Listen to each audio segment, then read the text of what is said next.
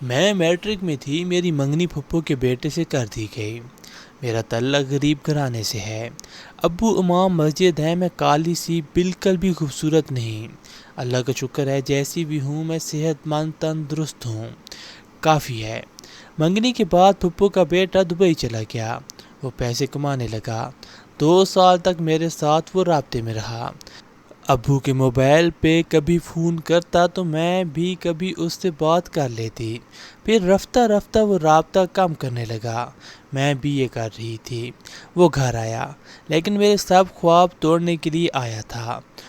اس نے مجھے اس لیے ریجیکٹ کر دیا۔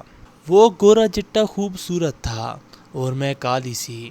کہنے لگا مجھے تم سے بدبو آتی ہے، تم کو دیکھ کر مجھے ڈر سا لگتا ہے۔ یوں کہہ لیں وہ میرے دل پہ خنجر چلا رہا تھا۔ بلا وجہ مجھ سے الجھ پڑا۔ انجام یہ ہوا، مجھے چھوڑ گیا۔ منگنی ٹوٹ گئی۔ میں بہت روئی، بہت زیادہ۔ مجھے اپنے کالے ہونے پہ غصہ آنے لگا۔ میں اللہ سے شکوہ کرتی، میں کالی کیوں ہوں، میں بدصورت کیوں ہوں۔ بہت روئی تھی۔ اس نے اپنے چچا کی بیٹی سے شادی کر لی۔ اس کی شادی کا دن مجھ پہ قیامت تھا۔ اس کی دلہن بہت خوبصورت تھی، بالکل حور کی مانند، کوئی تتلی سی۔ وہ دونوں ایک جیسے تھے، خوبصورت۔ خیر میں رو کر چپ ہو گئی۔ میں کالج سے یونیورسٹی چلی گئی۔ میرے لیے رشتے آتے تو تھے، لیکن صورت کو پسند کیا جاتا ہے، نہ سیرت کو نہیں۔ ہر بار ریجیکٹ ہوتی رہی۔ ایسا وقت آ گیا میں شادی کے نام سے نفرت کرنے لگی۔ ہر وقت کتابوں میں گم رہنا۔ میری زندگی کتابوں میں ڈوب چکی تھی۔ پڑھنا پڑھنا اور بس پڑھنا۔ کزن کی شادی کو 1 سال گزر گیا تھا۔ ہمارا آنا جانا بھی کم تھا، اسے دیکھے بھی کافی وقت گزر گیا۔ ہاں پھر ایک دن وہ میرے چچا یعنی اپنے ماموں کے بیٹے کی شادی پہ آیا تھا، ساتھ اس کی بیوی تھی۔ دونوں بہت خوبصورت لگ رہے تھے۔ میں پیلا سوٹ پہنا تھا، مہندی والا۔ میرے پاس آیا، ساتھ اس کی بیوی تھی۔ ہاتھ ملا کر ملا۔ میں نے مسکراہٹ سے اس کا ویلکم کیا، شادی کی مبارکباد دی۔ میری طرف دیکھ کر بولا، دیکھو میری بیوی ہے نا، بالکل پری جیسی۔ پھر طنز کرتے ہوئے بولا، یہ کون سا رنگ کا سوٹ پہنا ہوا ہے، بالکل کوا لگ رہی ہو۔ میری آنکھ سے انجانا سا آنسو گرا تھا۔ میں خاموش ہو گئی۔ وہ ہنس رہا تھا۔ مہندی کی تھالی میرے ہاتھ سے گر گئی۔ میں بہت روئی تھی، اس کا سامنا نہ کر پا رہی تھی۔ اس کا ایک ایک لفظ مجھے بہت درد دے رہا تھا۔ میں ماسٹر کر رہی تھی، میں دن رات پڑھتی، محنت کرنے لگی۔ میرا رشتہ نہ ہونے کی وجہ سے کوئی کہنے لگا طلاق والا لڑکا ہے، تو کوئی کہتا 5 بچوں کا باپ ہے، کوئی بکریاں چرانے والا، تو کوئی 60 سال کا بوڑھا۔ سب رشتے آئے میرے لیے، لیکن بابا چاہتے تھے میں اپنی پڑھائی مکمل کروں۔ بابا نے میرا بہت ساتھ دیا۔ بابا نے دنیا کے ساتھ دین کا علم بھی سکھایا تھا۔ میں ساری رات اگر پڑھتی تو بابا بھی جاگتے رہتے۔ میں سمجھتی تھی میرے سونے سے پہلے کبھی بابا جان نہیں سوئے تھے۔ بابا میرا درد سمجھتے تھے، میری ہمت تھے۔ بابا مجھے پڑھانا چاہتے تھے۔ سنا اس نے اپنی بیوی کو بہت مارا اور اس کا بازو توڑ دیا۔ میں نے وجہ جاننے کی کوشش نہ کی۔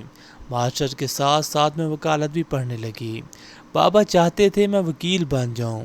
بابا جان کا خواب بھلا میں کیسے نہ پورا کرتی۔ میں وکیل کی پڑھائی کرنے لگی۔ ہاں ایک پرابلم یہ بھی آئی کہ سب رشتہ دار محلے والے سب باتیں کرنے لگے۔ کوئی کردار کشی کرتا تو کوئی کہتا بوڑھی ہو رہی ہے، کسی لنگڑے لولے کو دے دیں اب اس کو۔ لیکن بابا میری ڈھال تھے، وہ مجھے پڑھاتے رہے۔ بابا بوڑھے ہو گئے تھے، ہم صرف 2 بہنیں تھیں، ایک مجھ سے چھوٹی، لیکن اس کی شادی ہو گئی تھی۔ جب میں وکیل کا امتحان پاس کر لیا، اس دن امی ابو بہت روئے تھے۔ امی نے پورے محلے میں مٹھائی بانٹی تھی۔ خوش کوئی بھی نہ تھا۔ اگر کوئی خوش تھا میرے لیے تو صرف امی اور ابو۔ ابو میرا ماتھا چوم کر بولے، میری بچی تو نے میرا سر فخر سے بلند کر دیا۔ اس دن چچا اور تایا ہمارے گھر آئے تھے، کہنے لگے وکیل ہی بنی ہے، کون سا جج لگ گئی ہے، اس کی شادی کروا دو اب۔ وہ الفاظ میرے دل میں لکھے گئے تھے، جج بننا۔ سال کی پریکٹس کے بعد اللہ کا کرم ہوا، میں سول جج بن گئی۔ مجھے گھر ملا، گاڑی ملی، گھر میں نوکر تھے۔ ہماری غربت کے دن ختم ہوئے تھے۔ جج بننے کے بعد مجھ پہ ایک راز کھلا تھا۔ جس گھر میں ہم رہ رہے تھے وہ گھر بابا نے بیچ دیا ہوا تھا، مطلب ہم اپنے مکان میں کرایہ دار تھے۔ جج بننے کے کچھ مہینے بعد سیشن جج نوید بھٹی میرے ہم سفر بن گئے۔ اللہ نے مجھے بہت عزت بخشی، میں شکر ادا نہ کر سکتی ہوں۔ نوید بہت بااخلاق اور اچھے انسان ہیں۔ خیر، وقت کا تماشا یہ ہے کہ میں لوگوں کے کیس سن رہی تھی۔ اچانک میرے سامنے ایک وکیل آیا، کہنے لگا میڈم اس کے شوہر نے اس کو بہت مارا ہے، یہ طلاق لینا چاہتی ہے۔ میں نے جب اس لڑکی کی طرف دیکھا تو وہ میرے کزن کی بیوی تھی، وہ کزن جس نے مجھے 4 سال کی منگنی کے بعد چھوڑ دیا تھا۔ کیس پہ سماعت ہوئی، وہ لڑکی مجھے دیکھ کر رونے لگی۔ اگلی پیشی پہ اس کے شوہر کو بھی بلوایا۔ وہ کزن جو مجھے کالی بدبودار کہہ کر چھوڑ گیا تھا، وہ میرے سامنے کٹہرے میں کھڑا تھا، نظریں جھکائے۔ میں نے دل پہ ہاتھ رکھا، اللہ کا شکر ادا کیا، اے اللہ تو بہتر فیصلے کرنے والا ہے۔ میں اس سے رشتہ ٹوٹنے کے بعد کتنے گلے شکوے کیے تھے، کتنا روئی تھی۔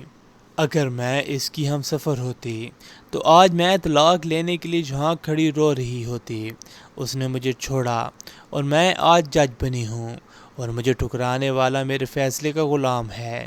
میرا کزن میری طرف دیکھ کر رو رہا تھا، وہ میرے سامنے ہاتھ جوڑ کر کھڑا تھا۔ اس کے ماں باپ شرمندہ تھے۔ میں نے دونوں کو سمجھایا اور گھر آباد کرنے کا کہا۔ کزن میرے سامنے ہاتھ جوڑ کر وعدہ کرنے لگا، اپنی بیوی کو نہیں ماروں گا۔ وہ مجھ سے کچھ کہنے لگا تھا، اتنے میں میرا شوہر آ گیا۔ بڑی کار پاس آ کر رکی، میں اس میں سوار ہوئی۔ وہ بائک کے پاس کھڑا تھا اور میں اپنے اللہ کے فیصلے پہ سجدہ ریز تھی۔ سب لڑکیوں سے خود پہ بھروسہ رکھو، اللہ کے کیے ہر فیصلے پہ راضی رہو۔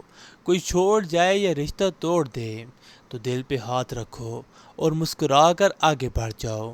میں آپ سب کے سامنے ہوں، کالی سی کوئی سی، آج سول جج ہوں۔ میں آپ سب کی طرح ہوں۔ رونا دھونا بند کرو، ہمت کرو، خود کو پہچانو، اپنی قسمت خود لکھو۔ اللہ سب دیکھ رہا ہے اور وہ بہتر فیصلے کرنے والا ہے۔